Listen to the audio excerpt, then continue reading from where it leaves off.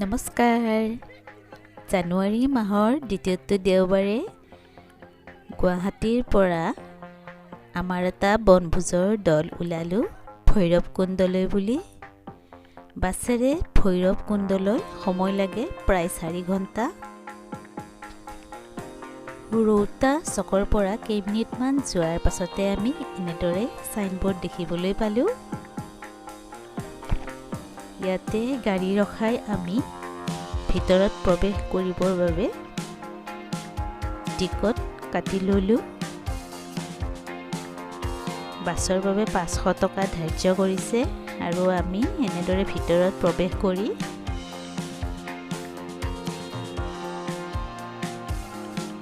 ধনশিৰি নৈৰ ওপৰেৰে এনেদৰে আমি গৈ আছোঁ আৰু কিছু সময় পাছতে আমি ভৈৰৱকুণ্ডত উপস্থিত হ'ম।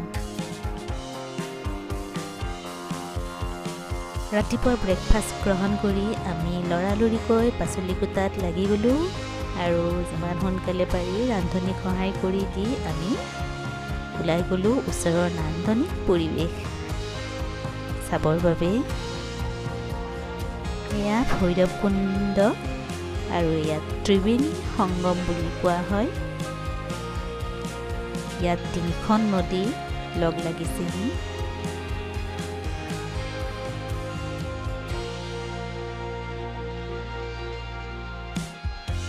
ওদালগুৰি জিলাত অৱস্থিত ভৈৰৱকুণ্ড সীমান্তৱৰ্তী অঞ্চল হোৱাৰ বাবে প্ৰতি বছৰে অসম, অৰুণাচল আৰু ভূটানৰ পৰা অজস্ৰ পৰ্যটক ইয়ালৈ আহে আৰু সকলোৱে ইয়াতে যিবোৰ নীতি নিয়ম মানি পিকনিক উপভোগ কৰে, ঠাইসমূহ উপভোগ কৰে।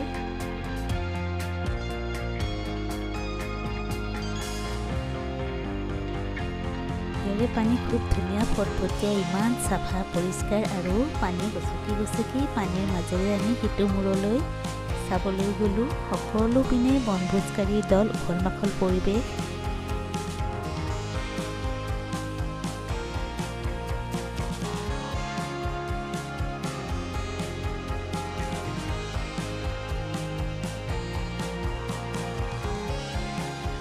পানীত নামিলে অকণমান সাৱধান হ'ব লাগে, যাতে পানীত কিছুমান শিল থাকে, খুব পিছল হৈ থাকে। লাহে লাহে আগুৱাই যাব লাগে।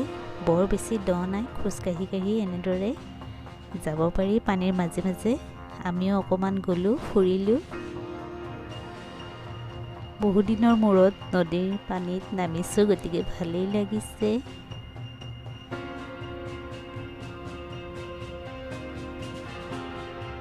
কিছুমানে ইয়াতে গা ধুবলৈও আহে।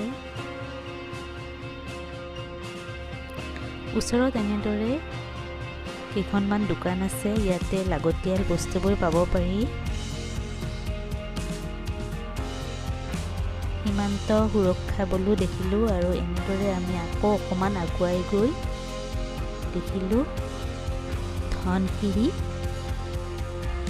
Irrigation department, Dhansiri irrigation project.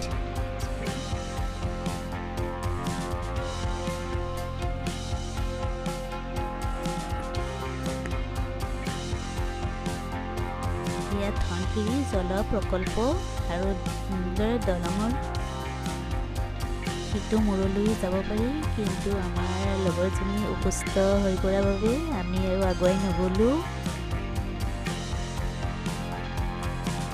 ইমান ধুনীয়া পৰিষ্কাৰ পানী, আপোনালোকে আহি চালে গম পাব। ইয়াতে এটা বৌদ্ধ মন্দিৰো আছে ওচৰত। কমলা টেঙা পোৱা যায়, খুব সুস্বাদু কমলা টেঙা।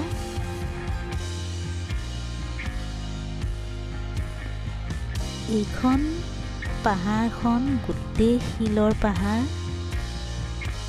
কেমেৰাত ভালদৰে ধৰিব নোৱাৰি, এয়া মাটি নহয়, এই গোটেই পাহাৰখনৰ ওপৰৰ পৰা তললৈকে গোটেই শিল। কেনেদৰে কাটিছে ক'ব নোৱাৰোঁ আৰু।